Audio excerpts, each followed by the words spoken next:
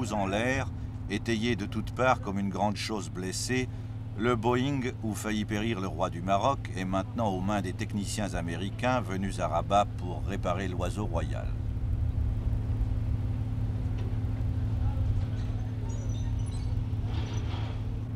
Les balles des mutins du 16 août étaient toutes percutantes. Ce fut, si l'on ose dire, la chance du roi. On avait oublié d'armer les chasseurs assaillants de projectiles incendiaires. Une seule balle de ce type dans les réservoirs, et c'était la fin. À quoi tient parfois une dynastie. D'Amérique aussi provient l'équipement qui remettra en état l'avion dévasté. Montant de la facture, 3 500 000 francs.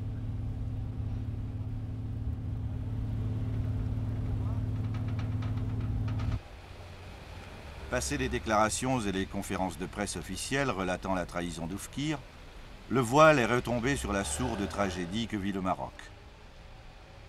Le palais royal, mitraillé par les F-5 de Kénitra, incarne comme avant le pouvoir absolu de son locataire. Tout se passe comme si le pays retenait son souffle en attendant le 3e attentat que les augures ont prédit. Entre ce roi cible et ceux qu'on appelle ses sujets, le vide institutionnel s'est encore approfondi. Une nation entière cherche à quoi s'accrocher. Il lui reste sa piété traditionnelle.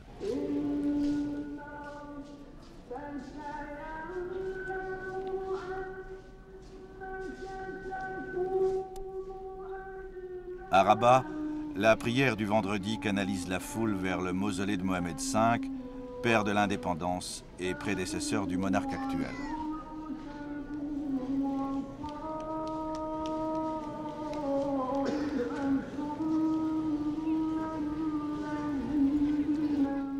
De l'avis des observateurs, jamais les Marocains ne s'étaient sentis aussi proches de celui qui leur rendit la souveraineté.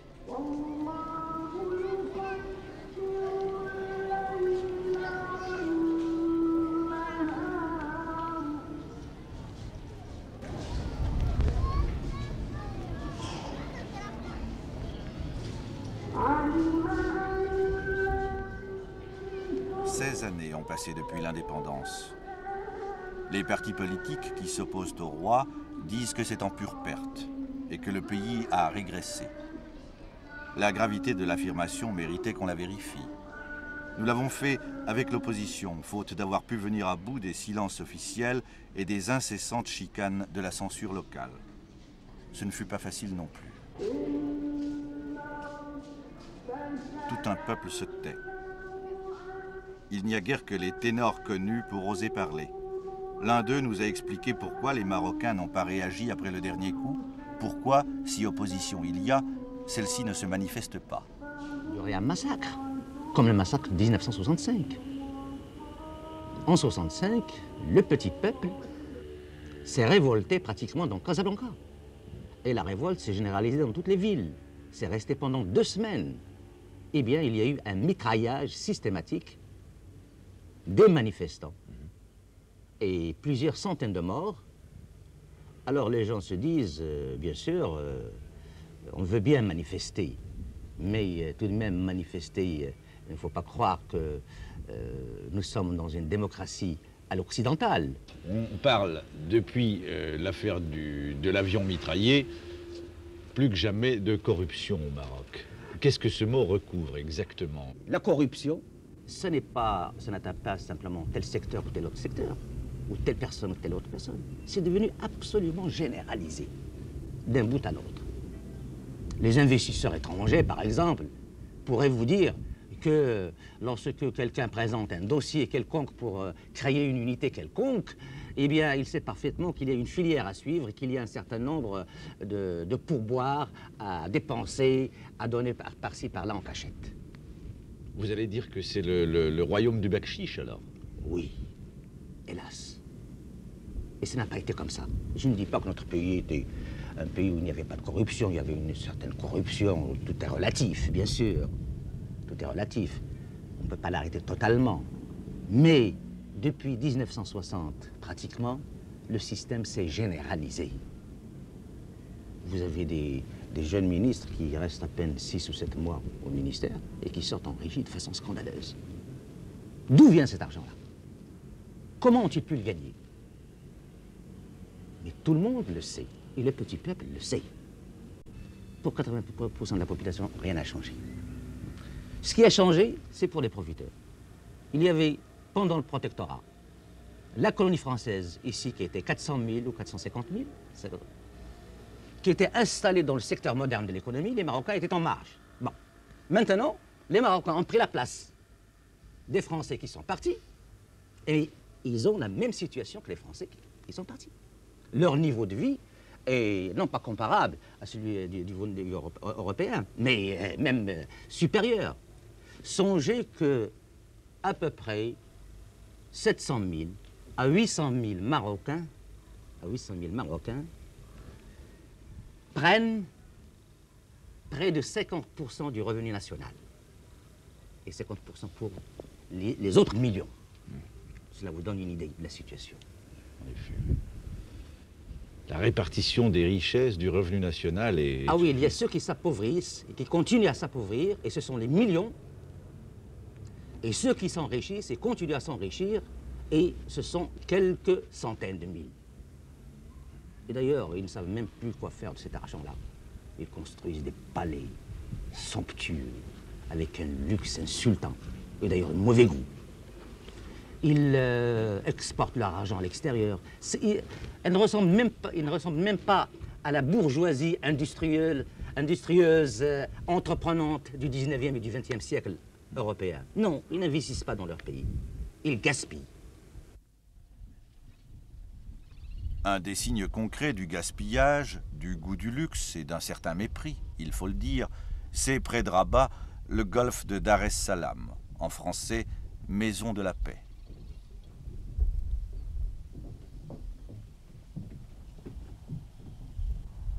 Le plus beau golfe du monde, à ce que disent les champions américains qui traversent l'Atlantique en jet pour venir y faire leurs drives. Le caddie est toujours marocain.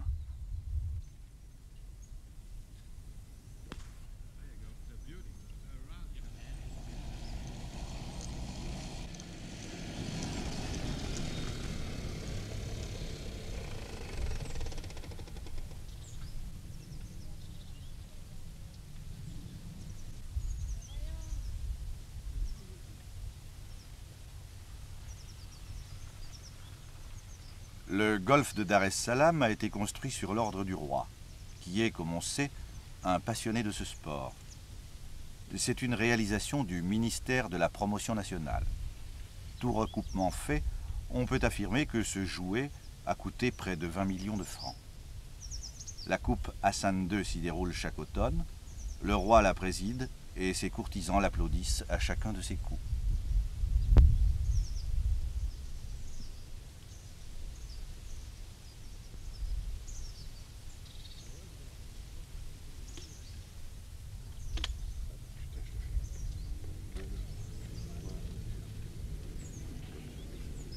Dar es Salaam s'est constitué à partir de terrains pris aux communes avoisinantes, qui demeurent toujours sans eau ni électricité.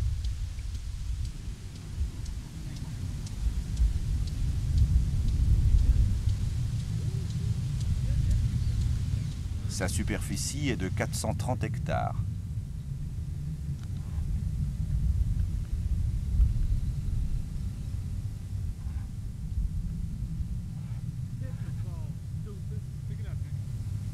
« 500 ouvriers entretiennent en permanence cette petite folie et chacun gagne 3 francs par jour, plus un sac de blé et 2 litres d'huile toutes les quinzaines.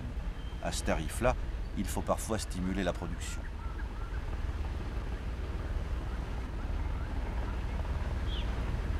Notons enfin que le gazon est importé de l'Ouganda.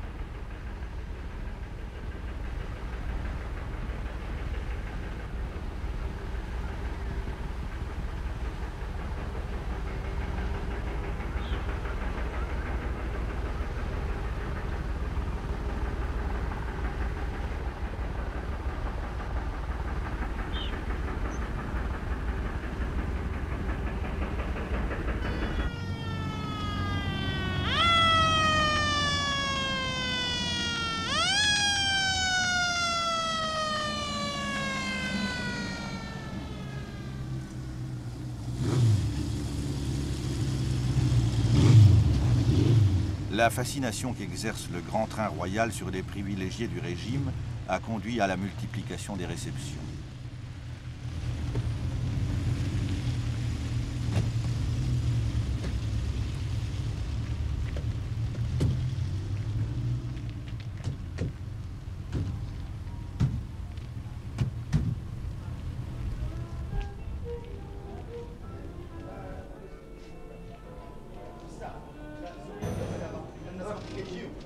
Rabat est une ville morte dès la tombée de la nuit, sauf à sa périphérie chic. Là se déroule quotidiennement le rite des cocktails sur un fond de mignardise, de grosses affaires à conclure et de secrets d'État chuchotés.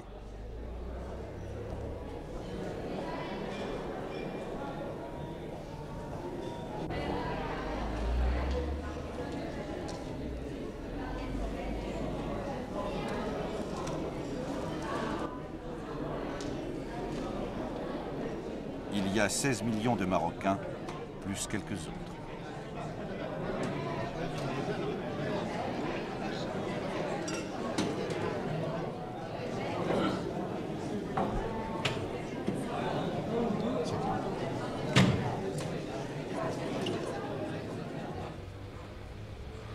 Entrons plus avant dans la corruption.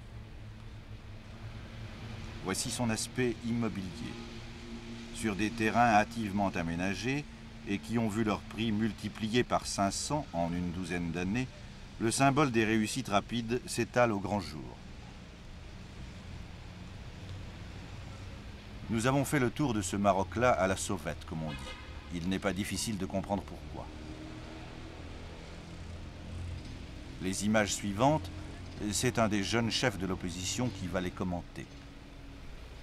Alors ça, c'est la maison d'un des hauts fonctionnaires de l'État qui a plusieurs milliers de mètres carrés, un immense jardin et une muraille qui rappelle les forteresses du Moyen-Âge de chez nous.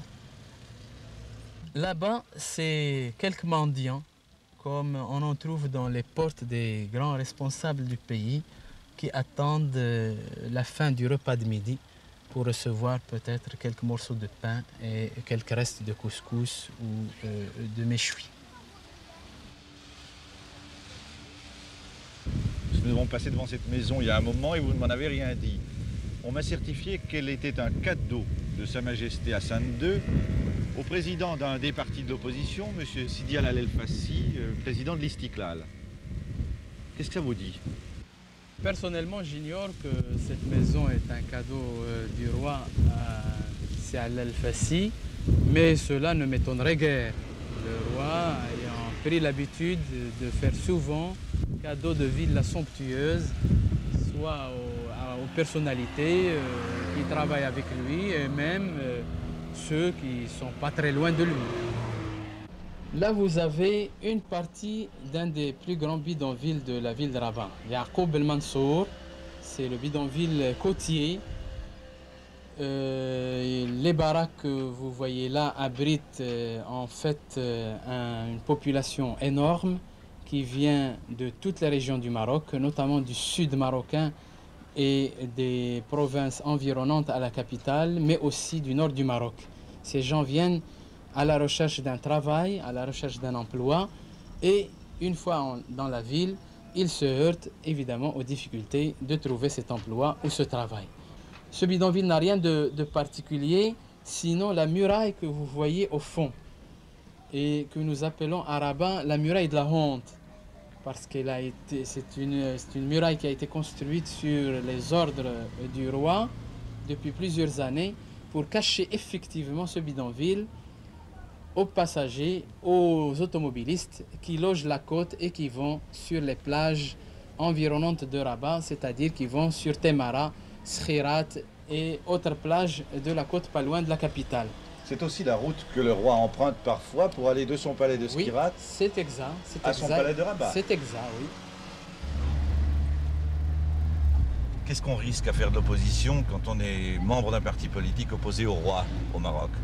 Eh bien, on risque énormément de choses. On risque la prison d'abord, on risque l'enlèvement, on risque la disparition, on risque même la liquidation physique C'est l'expérience de 10 années ou de 12 années de pouvoir absolu qu'on a eu. Vous avez fait de la prison? Vous avez d'ailleurs en face de vous la prison de Rabat, la prison civile de Rabat, où personnellement j'ai passé 9 mois en détention préventive. Et comme le dossier était vide, j'étais libéré à la fin, mais après 9 mois de détention sans aucun motif valable. Je crois que lorsqu'il s'agit d'un cadre du parti, d'un intellectuel, ce n'est pas les pires méthodes qu'on utilise. Dans les campagnes, c'est encore beaucoup plus grave, beaucoup plus scandaleux, puisque n'importe qui pourra être arrêté sans être présenté à la justice ni rien du tout et passer des semaines, sinon des mois, dans des geôles qui ne dépendent même pas de l'administration pénitentiaire et où il n'y a aucune condition minimum de vie. Et nous avons l'expérience, un de nos camarades à Oujda a passé précisément 14 mois dans une geôle pareille, se nourrissant uniquement du reste du gardien qui le surveillait dans une baraque en pleine campagne. Et lorsqu'il est sorti, on l'a déposé devant chez lui, sans qu'on lui dise jamais pourquoi on l'a arrêté. Il avait perdu 30 kilos.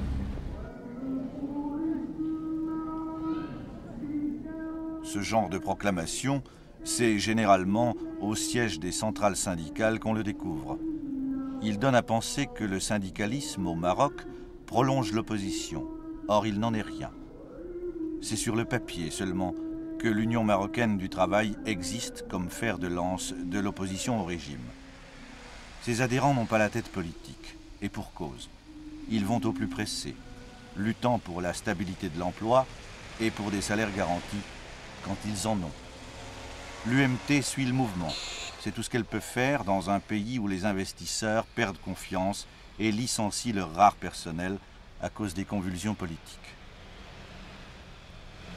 Les quelques banlieues industrielles du Maroc sont hantées par des ouvriers sans avenir qui font à longueur de journée le tour des usines pour y trouver le travail d'une semaine ou d'un mois.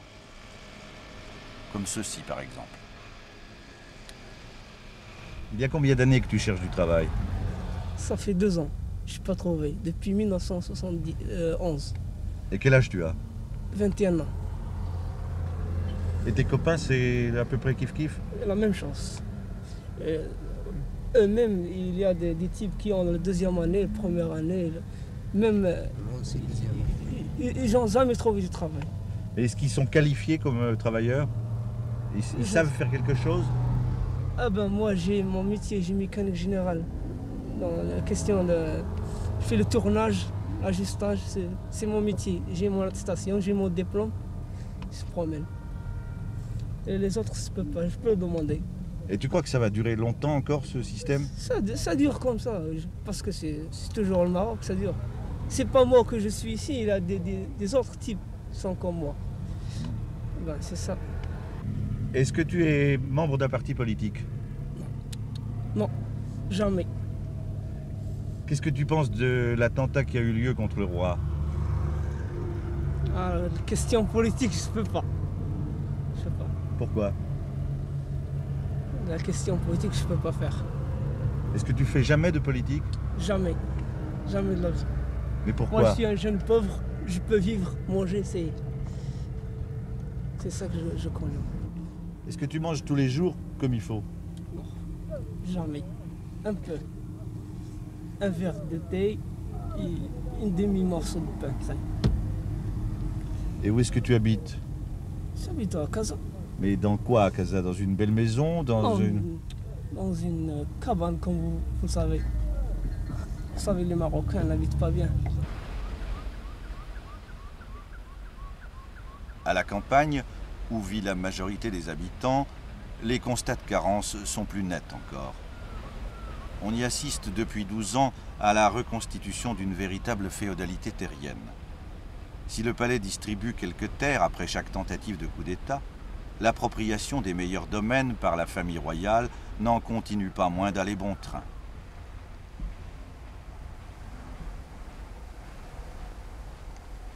On susurre même que les oranges provenant des plantations royales ont priorité sur les marchés d'exportation et que la récolte qui suit et liquidés à un prix 6 fois moins élevé.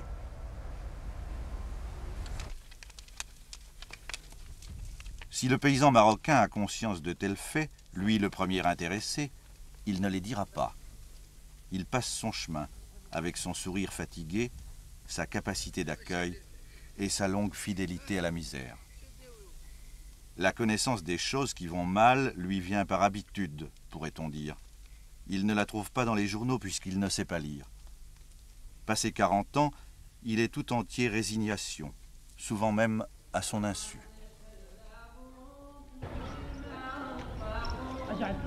C'est la jeunesse qui changera le Maroc, s'il peut changer.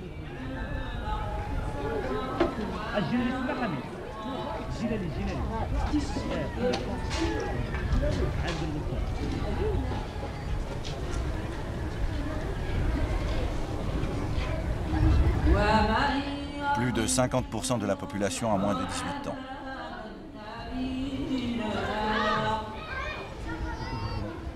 L'excédent de naissance sur les décès se chiffre à 400 000 unités annuellement. En 16 ans d'indépendance, tout le progrès du Maroc est là. Et l'on comprend que pour une opposition muselée, décimée, cette affolante arithmétique représente tous les espoirs lorsque ses chefs réclament la démocratie par et pour le peuple. Et pensez-vous que les Marocains, l'ensemble du peuple marocain au nom duquel vous parlez, soit mûr pour la démocratie? Mais vous savez, on n'est jamais mûr pour la démocratie qu'en la pratiquant. Il faut bien la pratiquer pour être mûr. Il n'y aurait jamais eu de démocratie en Occident si on n'avait pas commencé. Les gens, quand la démocratie était instaurée dans certains pays occidentaux, eh bien, ils n'étaient pas tellement mûrs pour la démocratie. C'est par la suite qu'ils ont mûri. En effet, c'est une Or, question. pour nous, c'est beaucoup même très important. Les gens ont des besoins fondamentaux. Ils veulent envoyer leurs enfants dans les écoles. Ils veulent des écoles pour tout le monde. Ils veulent des soins, des hôpitaux. Les paysans veulent la terre. Les ouvriers veulent leur salaire garanti et leur avenir garanti. Les fonctionnaires veulent leur retraite garantie. Ce sont des besoins concrets. Vitaux même. Vitaux. Pour cela, on n'a pas besoin d'avoir des millénaires de démocratie, de pratique de démocratie pour l'exprimer. Les gens savent déjà l'exprimer. Quand les étudiants manifestent dans les rues, vous savez, ce n'est pas comme les mai 68 dans les pays occidentaux. Il y a une rupture peut-être entre la jeunesse et la famille, etc. Bon, chez nous, on ne se révolte pas contre une société de consommation. Non, ils veulent la société de consommation. Oui, elle n'est pas encore là. Elle n'est pas encore là. Ce qui fait donc que les garçons, les jeunes filles et les jeunes garçons, eh bien, ils sont porteurs des inquiétudes et des espoirs de leurs parents. Après tout ce que vous m'avez dit, pensez-vous que le roi, dans sa personne et dans son pouvoir, dans sa manière de gouverner, est l'obstacle majeur à ces revendications fondamentales? Eh bien, il est placé là où il est, et du fait qu'il est le chef d'État, qu'il détient tous les pouvoirs, eh bien, c'est à lui de prendre cette initiative. Si l'initiative ne vient pas de lui, eh bien, il faut craindre le pire encore pour l'avenir. Mais nous avons également le souci de la stabilité de notre pays. Nous ne voulons pas que notre pays tombe dans le chaos. Nous ne voulons pas que notre pays soit l'objet de coups d'État successifs tous les 6 mois ou tous les ans ou tous les 2 ans. Nous savons que nous ne pourrons véritablement lutter contre le sous-développement, mobiliser le peuple pour cela, qu'en ayant la stabilité. Et cette stabilité ne peut être, à notre sens, que par la démocratie. Je ne veux pas imposer au peuple marocain, par exemple, nos vues sur le socialisme, d'en haut. Je voudrais que le peuple marocain, le représentant du peuple, discute cela, discute notre programme et dise s'il l'accepte, s'il n'accepte pas. S'il ne l'accepte pas, nous tirons la conclusion que nos idées ne sont pas encore mûres. C'est pour cela que nous exigeons, que nous demandons, dans l'intérêt du pays, peut-être même dans l'intérêt de la monarchie elle-même, la convocation d'une assemblée nationale constituante, etc., cela ferait un choc. Parce que tout ce qui a été fait jusqu'à présent est complètement dépassé.